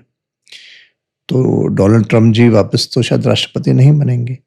वो ज़रूरी भी नहीं है कि उनकी पार्टी वापस सत्ता में आए। तो अगर वहाँ दूसरा दल या और कोई पार्टी सत्ता में आएगी तो स्वाभाविक तौर पे इन तमाम बातों पे प्रकाश भी डाला जाएगा और जब वो खुलेंगी तो हो सकता है कि वो जो उन्होंने कुछ दिनों उसको बढ़ा दिया आगे, अगर ऐसा कुछ है और उनके मन में डर है और उस डर की वजह से हो रहा है, तो तब पता लगेगा। अब पता लगेगा तो उसकी वजह से अगर इतना बड़ा आपने युद्ध कर दिया और ये परिस्थिति पैदा कर दी कि ये आगे बढ़े तो कहीं विश्व युद्ध ना बन जाए, तो ये किसी मैच्योर्ड राजनेता या राजनीतिक सोच का परिचय तो नहीं देता। या जिम्मेदार आप अगर हैं पूरे विश्व के प्रति, अगर आप सबसे शक्तिशाली हैं, आपको तो बड़े भाई का दर्जा अगर दुनिया दे रही है, तो आप भी उतना ही प्रेम वात्सल्य पूरी दुनिया पे रखें। आपने जर्मनी में नौकरी भी की है? हाँ, मैंने जर्मन एयरलाइंस के लिए काम किया है। लुफ्तांजा जर्मन एयरलाइंस एक एयरलाइन कंपनी है और मैंने मास कम्युनिकेशन किया था। उसके बाद में मैंने एक रीडिफ्यूजन करके कंपनी, उसमें काम किया। एडवर्टाइजिंग कंपनी है। हमने एयरटेल, जो आज एयरटेल टेलीफोन है, एयरटेल ब्रांड की लॉन्चिंग हमने करी। एयरटेल पूरा ब्रांड जो बना उस टीम में मैंने काम किया। एयरटेल नाम से लेके पूरा मार्केटिंग, ब्रांड स्ट्रेटजीज जो बन रही थी उसमें उस टीम में मैं रहा। वो भी अनुभव अच्छा रहा। वहाँ भी जब मैं छोड़ के आने वाला था किसी कारण से, जब मुझे वापस लौटना पड़ा, तो मैं थोड़ा सा दुखी भी था। मैंने कहा इतने ज़्यादा काम वाम किया है, उसका क्या होगा, मेहनत का, पढ़ाई का क्या होगा। तो मेरे जिनको मैं रिपोर्टिंग करता था, संजय साठे साहब थे, तो उन्होंने मुझसे कहा कि तुम क्यों परेशान इतना हो रहे हो। बोले पढ़ाई और अनुभव सदैव व्यक्ति के साथ रहता है।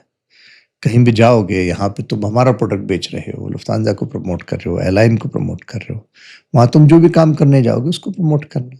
जर्मनी से इंडिया आने की क्या वजह रही? ऐसा नहीं कि मैं पूरी टाइम वहाँ पे था, मैं आता जाता रहता था और घुमा भी तो सब जगह, गया भी। तो मेरे पासपोर्ट तो बना इंडियन ही था, मैं कोई विदेशी तो बना नहीं था। काम के लिए आप कहीं भी जाते हो तो आपका बेस शिफ्ट नहीं होता। और मूलतः वैसे भी मुझे नहीं लगता है कि मैं हमेशा के लिए वहाँ रहने जाता। मेरा जन्मदिन था, मेरे पिताजी एक दिन आए दिल्ली, तो उन्होंने ऐसे मुझे बुलाया, लंच के लिए ले गए और उनको पता था कि मैं जा रहा हूँ।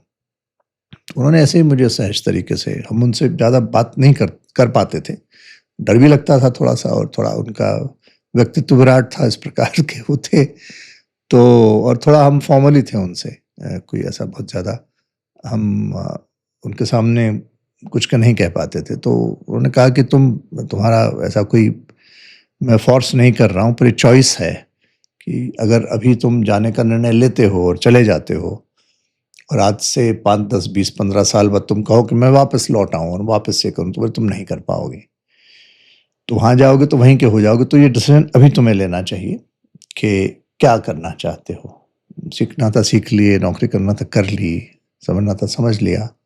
तो मेरे मेरे में ये था कि मैं अपने माता-पिता से पैसा ना लूँ, तो उन्होंने मुझे एजुकेट कर दिया। अब मैं खुद अपने आप को सपोर्ट करूँ, और मैं एक समय के बाद उनसे नहीं लेता था। तो फिर कुल मूल उनका कहने का ये था कि आपकी जड़ें हैं, आप दुनिया में कहीं भी जाओगे, आप अपने गाँव, अपने घर से ही जाने पहचाने जाओगे, और इससे कट जाओगे अपनी जड़ों से तो फिर आप रूटलेस हो जाओगे। फिर कभी-कभी जब व्यक्ति भ्रमित होता है, विचलित होता है, या उसको तलाश होती है उस एंक की, उसको नहीं मिलता। तो फिर मैंने, और कुछ विषय भी थे, कुछ यहाँ पे परिस्थितियाँ भी घर पे ऐसी थी, तो मैं छुट्टी लेके उनका प्रचार-वचार करने आया था। चुनाव था, 98 था और 98 का चुनाव था, और मैं तो आया था ऐसे ही कि चलो, जैसे आमतौर पे बच्चों को रहता है अपने माँ-बाप के लिए, हम भी जाएँ, हम भी कुछ करें। हालाँकि वो कभी चाहते नहीं थे मैं पॉलिटिक्स में आऊँ, कभी भी नहीं चाहते थे। तो परिस्थितियाँ ऐसी बनी कि पॉलिटिकली कुछ विषय थे, स्वर्गीय माधवराव जी सिंधिया के बीच में और दिग्विजय सिंह जी के बीच में, जिनकी वजह से मेरे पिताजी की निकटता थी माधवराव जी से, स्वर्गीय महाराज सिंधिया से। तो फिर मेरी जो माताजी हैं, मदर हैं, शेखावत हैं, मेरे नाना भी सांसद रहे, स्वतंत्रता संग्राम सेनानी भी रहे, और सामाजिक कार्य भी वो करते रहे। तो उन्होंने बहुत स्पष्ट ये कहा कि दोषी वही नहीं होता जो पाप करता है या जो गलत करता है, वो भी होता है जो गलत होने देता है। तो बोले तुम फॉर्म भरो। मैंने कहा मुझे कोई आता वाता है नहीं, ना मुझे भाषण देना आता है, ना मेरा पॉलिटिक्स में कोई इंटरेस्ट है। तो मेरा फॉर्म इलेक्शन में भर दिया। वही हमारी मुख्य प्रचारक थी, मेरे साथ पूरे चुनाव में रही। तो निर्दलीय चुनाव मैं 98 में लड़ा। बमुश्किल मेरी उम्र शायद 26 साल की रही होगी, 25-26। फिर तो एक बार आप इस जीवन में आ जाओ तो जाना बहुत मुश्किल होता है। कुछ समय बाद फिर मेरे पिताजी का स्वर्गवास हो गया। 2002 में वो नहीं रहे। चुनाव का क्या रिजल्ट रहा था जो आपने 98 में लड़ा था?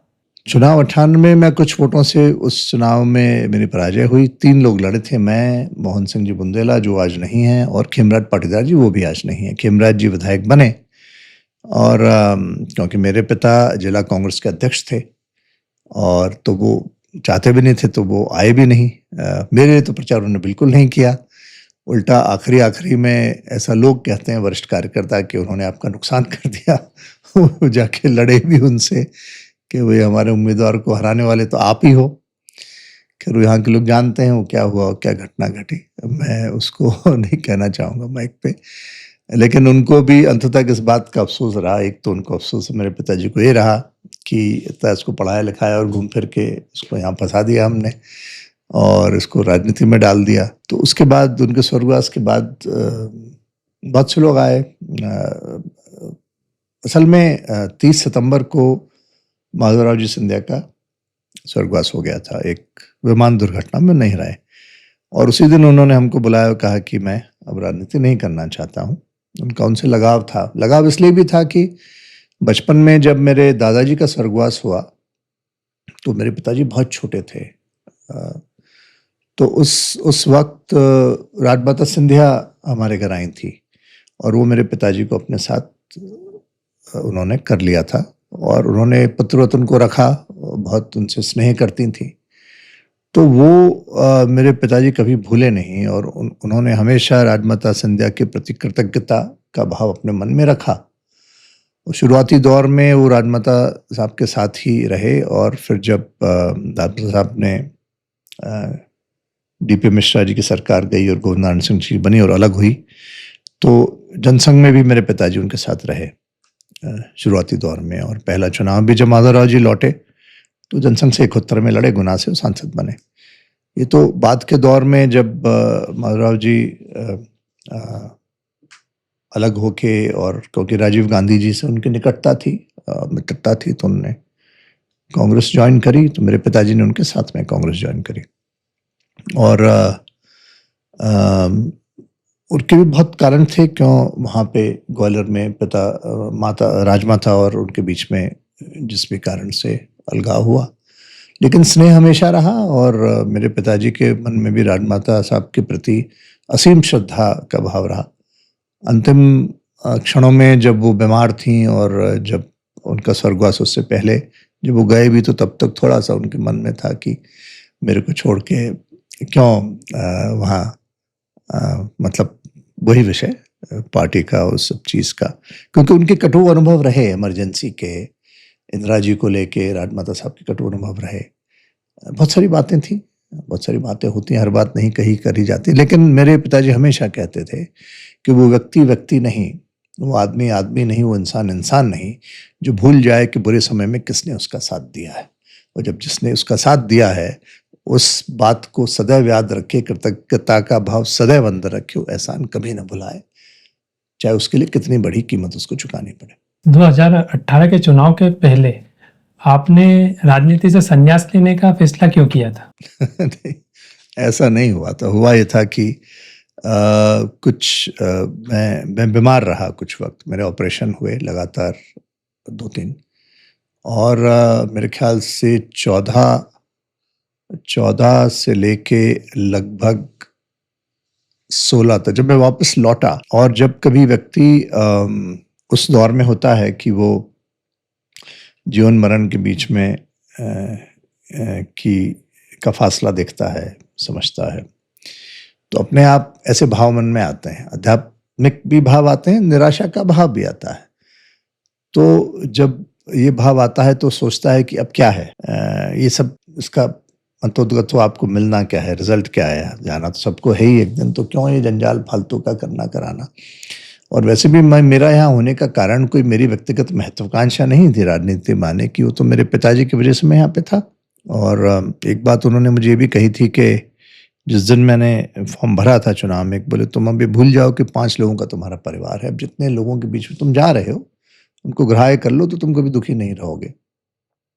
जब मैं लौटा तो मेरे मन में एक वैराग्य सा भाव आया कि ये अब ठीक है, अब मैं आराम करूं, क्योंकि वो इसलिए भी आया कि मैंने सोचा कि इतने साल मैंने अपनी माता जी के बारे में सोचा कि वो शादी हो के उस उम्र में आई, 20 साल के वर्ष में, इंग्लिश में एमए थी, राजस्थान यूनिवर्सिटी से पढ़ी लिखी, और दत्ती गाँव पूरा आदिवासी गांव है, पूरा ट्राइबल इलाका है। उस जमाने में तो बड़ी लूटपाट भी हुआ करती थी, अशांत क्षेत्र था, कॉन्वॉय लगती थी, अकेला कोई आदमी माछलिया घाट पार नहीं कर पाता था। तो कई बार हमें कहते थे कि हाँ इतना हो जाएगा, तुम बड़े हो जाओगे तो हम फिर आराम से जो भी करेंगे। तो उनको वो सुख भी ना मिला। 56-57 साल की उम्र में मेरे पिताजी जाते रहे। उसके बाद में फिर हमारा जीवन भी ऐसा, यहाँ तक कि मुझे याद है कि जब शायद दिग्विजय सिंह जी आए थे या राहुल भैया अजय सिंह जी आए थे, तो उन्होंने कहा कि मैंने पति खोया, बच्चे आपको नहीं दूंगी। एक भाव थी, महिला, एक माँ का भाव होता है। तो फिर मुझे लगा कि अब मैं उनको थोड़ा समय उनके साथ बिताऊं, कुछ रहूं, थोड़ा बहुत उनकी खुशी दे पाऊं, कुछ अपना भी देखूं, जितना भी समय। मुझे लगा कि पता नहीं अब कितना समय मेरे पास में है, क्योंकि फिर मैं बार बार सोचता कि वो कितनी उम्र में गए, 57 साल की उम्र में। माधवराव जी सिंधिया बड़े महाराज कितनी उम्र में गए, 56 साल की उम्र में। तो ये तो बड़े शक्तिशाली लोग थे, दुनिया इनके कदमों में थी, सब कुछ इनके पास था, तो इनने क्या पाया और ये क्या ले गए साथ में, सब तो यहीं छोड़ छाड़ गए। तो उस वक्त मैंने मंच पे, क्योंकि बहुत सारे लोग थे, बहुत प्रेम था, तो मेरे मन में ऐसे भाव आया, तो मैंने कहा कि आज अभी जो प्रमुख 3-4 व्यक्ति हमारे मेरे साथ, मेरे पिताजी के साथ भी रहे, उसमें रतन सिंह जी कलसाड़ा थे, एक समंदर सिंह पटेल थे, और कमल सिंह पटेल थे, और बहुत सारे लोग थे। तो मैंने उनसे कहा आप एक नाम अभी दे दीजिए, ये मेरी जवाबदारी है कि ना सिर्फ मैं आपको टिकट दिलाऊंगा बल्कि चुनाव भी जिताऊंगा, और जितना आपने मेरे लिए किया है सबके लिए वो बराबर करके मैं आपसे आज्ञा चाहूंगा कि अब मेरे को इजाजत दें कि मैं जाके राजनीति से दूर रह जाऊं। ये भाव था, तो मैंने कह दिया, मेरे मन में आया, मैंने कह दिया, कोई प्लानिंग करके तो मैं आया नहीं था। तो वो लोगों ने फिर स्वाभाविक तौर पे वहाँ नहीं माना और मेरी बात को स्वीकार नहीं किया और उन्होंने कहा कि आप जितने दिन आराम करना चाहो करो, 6 महीने, साल भर मत आओ, घर पे रहो, लेकिन फिर जब भी आओ हमारे साथ रहो। तो मैं गया, घर पे रहा। मैं साल भर तक तो फिर भी मेरे ख्याल से नहीं आया। ये तो 17 के आखिरी में, और मैंने तो पार्टी को भी मना कर दिया चुनाव लड़ने के लिए। जो भी बात हुई, लोगों ने कहा सबने कि नहीं लड़ो चुनाव, ठीक है। क्या हेल्थ इश्यूज हो गए थे ऐसा? मुझे बहुत कई सारी समस्याएं थी। मुझे पेप्टिक अल्सर हो गए थे, क्रॉनिक रिफ्लक्सेस थे, एसिडिटी थे, मैलिग्नेंसी हो गई थी। तो वो आवश्यक था। खैर हो गया, ऑपरेट भी हो गया। बहुत समय, लंबे समय तक, लगभग 8-10 साल तक मैंने पूरा परहेज भी रखा। बाहर में करीब खाता ही नहीं था। चाय कॉफ़ी अभी भी मैं कोशिश करता हूँ बिल्कुल ना लूँ, कोल्ड ड्रिंक्स ना लूँ, चीज़ें अवॉइड करूँ, बाहर का कम से कम खाना खाऊँ, तला वाला ना लूँ, क्योंकि बहुत सालों तक हम कुछ भी कर लेते थे। गर्म भी खा लिया, ठंडा भी खा लिया, ये भी कर लिया, कोल्ड ड्रिंक, कुछ भी, कहीं भी, कैसे भी, कितने भी समय, कितने भी बार, 2 बार, 5 बार, 8 बार, 10 बार, 20 बार, कहीं मना ही नहीं करता था मैं। तो फिर बाद में तो फिर मैं हाथ जोड़ के मैं नहीं लूँगा, अब तो बोल देता हूँ। तो लोगों को भी समझ में आ गया कि हाँ, ये नहीं, चाय नहीं पिएँगे, फलां नहीं पिएँगे। तो कोई फीका दूध ले आता है, कोई हल्दी डाल के ले आता है, कोई पानी पी लेते हैं, तो ठीक है। कांग्रेस पार्टी छोड़ने की वजह क्या आपको पार्टी में मंत्री पद ना देना हुआ? नहीं, विषय मंत्री पद का नहीं था। बात ये थी कि मैं, जैसा मैंने कहा, मैं चुनाव नहीं लड़ना चाहता था। पार्टी नेतृत्व ने मुझे कहा नहीं लड़ो। संभवतः हो सकता है उनको दूसरा लगा होगा, मैं कैंडिडेट ठीक हूँ। जो परिस्थिति रही, तो पब्लिकली जितने भी लोग आए, चाहे जीतू पटवारिया, दूसरे लोग, वो पब्लिकली अनाउंस कर गए कि सरकार बनेगी तो हम ये करेंगे। तो विषय मेरा नहीं था। विषय, जब आप जनाकांक्षाओं को जागृत एक लेवल तक कर देते हो, तो उस समूह को आप नहीं मना पाते। तो जब वहाँ पे भोपाल में जिस दिन ये होना था, और राहुल जी के साथ मैंने करीब 10 साल काम किया। एक फैसिलिटेटर का ग्रुप उन्होंने बनाया था, उसमें मैं था। 40 लोग पूरे देश से उन्होंने लिए, और ऐसा नहीं, मुझे काम करने का बहुत मौका मिला। मैंने काम भी बहुत किया। मैं तमिलनाडु रहा, मैं छत्तीसगढ़ का पूरा प्रभारी रहा। 2014 में पश्चिम उत्तर प्रदेश की 14 लोकसभा सीटों का मैं प्रभारी रहा। राजा वडिंग, राजा ब्रार जो हैं, जो बाद में जाके युवा कांग्रेस के देश के अध्यक्ष बने, उनकी विधानसभा का मैं प्रभारी रहा। बहुत 2-2, 3-3, 4-4, 6-6 महीने हम लोग बाहर रहते, आगे काम करते। और तब भी हमने राहुल जी से कहा था, जब पहली बार उन्होंने हमें बुलाया, हमने उनसे कहा था कि कांग्रेस का सिस्टम बहुत अलग होता है। हमने उनसे कहा था कि साहब, हो सकता है राज्य के कुछ नेताओं को पसंद ना आए कि सीधा तौर पे आप हमको बुला के सीधा संपर्क कर रहे हैं। तो बहुत सारे लोग थे, तो उन्होंने तब सबको आश्वस्त किया कि नहीं, ऐसा कभी नहीं होगा और मैं सुनिश्चित करूँगा। खैर वो बाद में जो हुआ, और जब हुआ तो जितने भी कार्यकर्ता हमारे यहाँ से भोपाल प्रदेश गए थे, तो पीसीसी कार्यालय में घुस के उन्होंने काफ़ी हुड़दंग मचाया, नाराज़ हुए, तोड़फोड़ करना चाह रहे थे। वो सब इस्तीफे एक साथ देना चाह रहे थे। तो मैंने कहा नहीं, अब यहाँ से चलिए, या ये सब अच्छा नहीं लगता। तो लौट आए। रास्ते में गाड़ी में हम लोगों ने तय करा कि इतने सारे लोग पार्टी से इस्तीफा क्यों दें, उसका कोई तुक नहीं है। तो आप सबने जब मुझे निर्वाचित किया है, तो मैं इस्तीफा दे देता हूँ, जो बातें खत्म हो जाएगी। तो एक ऐसे ही कार्यकर्ताओं की सब मीटिंग थी यहाँ पे, संजोग गार्डन है बदनावर में। तो वहाँ पे मैंने सबके सामने कह दिया, सारी बात अपनी कही। वो पता नहीं किसी ने उसको फेसबुक लाइव वीडियो कर दिया, वो मीडिया में चला गया। आज भी होगी रिकॉर्डिंग, कहीं आपको मिल जाएगी यूट्यूब पे। तो जो भी मैंने बातें कही, उसमें बिल्कुल साफ जो मेरे मन में था मैंने कहा, और मैंने सबसे कहा कि आप लोग सब इस्तीफा ना दें, मैं इस्तीफा दे देता हूँ। और अगले दिन मैंने सुबह, शायद ये घटना है 28 दिसंबर 2018 की, अगर मैं सही हूँ तो 29 तारीख को सुबह मैंने टिकट कराया, मैं गया। और मैंने ये भी कहा था कि मेरा एहसान, मेरे पे एहसान है सिंधिया जी का, टिकट दिलाया उन्होंने। तो मैं सबसे पहले उन्हीं के घर गया और उनको देख के आया। बाकी दिग्विजय सिंह जी को सबको मैंने दे दिया। तो मैंने सब कह दिया, सार्वजनिक सब कह दिया, तो दे दिया, खत्म। बात से क्या पलटना, वो वीडियो वायरल हो गया। उसके बाद तमाम सारी बातें हुई, और तो ये मूल यही था, उससे ज़्यादा कुछ बहुत था। और फिर मुझे पूछा, ऐसा नहीं, मैंने दिग्विजय सिंह जी ने मेरे से पूछा कि आप फिर क्या करोगे, तो मैंने कहा सब जरूरत पड़ी तो निर्दलीय लड़ लूंगा। तो क्यों लड़ोगे? तो मैंने कहा सब मेरा आपका मेरे पे बंधन नहीं रहेगा और तुम नहीं हो करोगे तो क्या करोगे? मैंने कहा गाँव चल जाऊँ खेती कर लूंगा। तो तुम खेती करोगे? तो मैं उसमें क्या बुराई है, वो तो 2 रोटी तो घर पे है ही, ऐसी कोई परेशानी नहीं है। तो कोई ऐसा मेरे मन में वो नहीं था कि बस एक मैंने जैसे आपसे कहा कि वो मेरे मन में ये भाव आ गया था 2016 में कि इसमें आखिर जाके क्या है जो बीमारी के वक्त। और अब यहाँ पे हैं, ठीक है। उसके बाद भी 1.5 साल आप विधायक रहे कांग्रेस से। हाँ, मैं रहा, मुझे कमलनाथ जी ने बुलाया था। कमलनाथ जी से मैं बात नहीं कर रहा था। तो मैं किसी से नहीं कर रहा था बात असल में। मैं केपी सिंह जी मुझे मिल गए थे मध्य प्रदेश भवन में। केपी सिंह जी बहुत वरिष्ठ विधायक कांग्रेस के हैं और मैं उनका बहुत सम्मान करता हूँ। तो फिर एक कॉल आया लैंडलाइन से और मैंने उठा लिया था। मिगलानी जी का कॉल था, तो मिगलानी जी ने कमलनाथ जी को फ़ोन दे दिया। उस दिन विधायक दल की बैठक थी, तो मुझे कुछ मेडिकल चेकअप्स कराने थे। कमलनाथ जी बहुत वरिष्ठ नेता, बड़े आदमी हैं, तो मुझे लगा कि फ़ोन काटना बदतमीज़ी होगी, तो मैंने फ़ोन नहीं काटा। तो कमलनाथ जी ने बोला कि तुम कहाँ हो? मैंने कहा सर मैं यहाँ हूँ। क्या कर रहे हो? मैंने कहा मेरा चेकअप है। मैंने कहा रिपोर्ट शाम को आएगी तो मैं शाम की फ्लाइट से आ जाऊँगा। कमलनाथ जी ने कहा नहीं, रिपोर्ट तुम्हारी उस पे आ जाएगी, क्या कहते हैं, मेल पे आ जाएगी और मैं अभी व्यवस्था करो, अभी के अभी आओ। तो उनके पास उनका था खुद का, कमलनाथ जी के पास खुद का एयरक्राफ्ट है। तो मैं गया और सीधा मुझे वहाँ ले जाया गया और कमलनाथ जी ने मुझसे कहा कि आपने सबको देखा है, मुझे देखिए। 6 महीने का जो भी हुआ उसमें उन्होंने अपनी बात कही जो भी कहनी थी, तो मैं सुनता रहा उनकी बातें। मैंने कहा ठीक है सर। तो बोले तुम करो काम। और फिर समय जैसे जैसे जाता गया, आखिरी में जब हम लोग आए भी, उससे पहले एक पत्र मैंने बनाया था और मैं कमलनाथ जी से मिलने गया। मैं पत्र उनको दे के आया। वो पत्र उन्होंने प्रवीण कक्कड़ जी के हाथ में दिया और एयरक्राफ्ट में हम पढ़ेंगे। उसके 1 हफ्ते बाद फिर मैंने उनसे समय लेके मैं उनके पास फिर गया। वो किसी तहसीलदार के तबादले का विषय था, उस विषय मैंने उनसे अपॉइंटमेंट लिया। तो उसमें कहा गया कि तहसीलदारों की कमी है मध्य प्रदेश में, संभव नहीं हो पाएगा।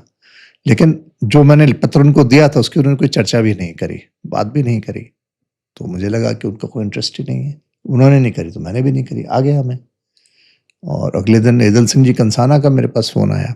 एदल सिंह जी और मैं दिग्विजय सिंह जी से मिलने गए। शाम को हम मिले, उनके घर पे मिले और उस वक्त अंदर जब हम गए तो पीसी शर्मा जी थे। तो मैं और एदल सिंह जी दोनों ने उनसे बात करी। तो उन्होंने जो कहा हमने सुना, आ गए। उसके बाद में फिर मेरे पास कमलनाथ जी का फ़ोन आया 7 मार्च 2020 को। उन्होंने मुझसे पूछा कहाँ हो? मैंने बताया मैं दिल्ली हूँ। क्या कर रहे हो? मैंने कहा मैं आता रहता हूँ काम से। और उसके पहले तनखा जी का मेरे पास फ़ोन आया था। तनखा जी ने हमें खाने पे बुलाया था, मैं, मेरी पत्नी शेरा की पत्नी शेरा जी जो विधायक थे अपने, हम लोग गए। बहुत सारी चर्चाएं हमारी हुई पार्टी के बारे में, राजनीति के बारे में, क्योंकि विवेक तनखा जी से संबंध रहे हैं तो पारिवारिक माहौल था। मशान साहब जो उनके ससुर हैं उनसे पिताजी के संबंध रहे। तो कमलनाथ जी ने उस दिन मुझे पूछा कि आप 8 तारीख को 8 बजे आके मिलेंगे ऊपर? मैंने कहा मिल लूंगा साहब, कोई समस्या नहीं है। फिर वापस थोड़ी देर बाद उनका फ़ोन आया, बोले वहाँ दिल्ली मिल लेना, वहीं आ जाएंगे। उन्होंने कुछ कहा नहीं, मैंने भी कुछ नहीं कहा।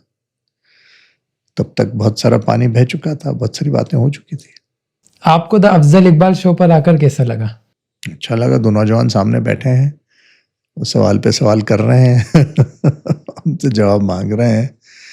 तो देखिए क्या होता है, ये एक इंटरेक्शन, इनफॉर्मल इंटरेक्शन है। इसमें आप जैसे जो मीडियम्स होते हैं वो फैसिलिटेट करते हैं किसी पॉइंट ऑफ व्यू का प्रचार प्रसार, और वो फैसिलिटेट करते हैं कि वो व्यापक पैमाने तक जन जन तक पहुंचे। हो सकता है कि ऐसे हर एक व्यक्ति या हर एक मतदाता या हर एक आदमी मुझसे ना बात कर सके, ना सवाल पूछ सके और इतनी बातें बाहर ना आ सके। पॉलिटिकल के अलावा दूसरे पहलुओं पर भी प्रकाश डालता है ऐसा डिस्कशन, ऐसा संवाद। एक इनफॉर्मल डिस्कशन में बहुत सी बातें आती है जो शायद मैं नहीं करता। अगर आप मुझसे नहीं पूछते तो मैं क्यों बात करता इन चीज़ों के बारे में। और ऐसा भी नहीं है कि मैं कुछ छुपा के बात कर रहा हूँ, मैं नहीं करता। मैं बहुत ओपनली खुली बात करता हूँ, उसमें मैं कोई हर्ज भी नहीं समझता। कि क्यों नहीं करनी चाहिए, उसमें कोई दिक्कत नहीं है। और ऐसा नहीं है कि आपको जनतंत्र तो उसकी इजाज़त देता ही है, पार्टी भी उसकी इजाज़त देती है। ठीक है, जनता के समक्ष एक पॉइंट ऑफ व्यू जाएगा और आप लोग अपने तरीके से, अपने अंदाज में एक अच्छा काम कर रहे हैं। मेरी आपको शुभकामनाएं और करते रहिए, आगे बढ़ते रहिए और हम जैसे लोगों को अंदर बाहर से जानते, पहचानते, समझते, समझाते रहिए और लोगों को दिखाते रहिए अच्छा भला बुरा जो भी हमारा है। तो ठीक है, वही ऑब्जेक्टिव है, ये आपका कंट्रीब्यूशन है पूरी प्रक्रिया में, व्यवस्था में, प्रोसेस में। बहुत बहुत शुक्रिया। Thank you. Thank you. तो दोस्तों, ये था आज का एपिसोड। मिलते हैं अगले एपिसोड में, तब तक अपना ख्याल रखिए।